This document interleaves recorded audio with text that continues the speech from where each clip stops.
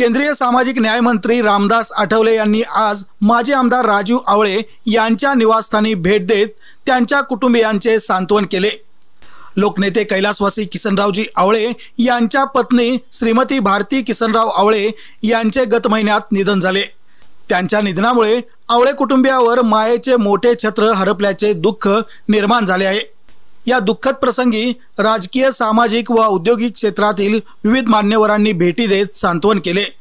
आज केंद्रीय मंत्री रामदास आठवले यांनी स्वतः आवळे कुटुंबियांची भेट घेऊन त्यांच्याशी संवाद साधत दुःखात सहभागी होत सांत्वन केले।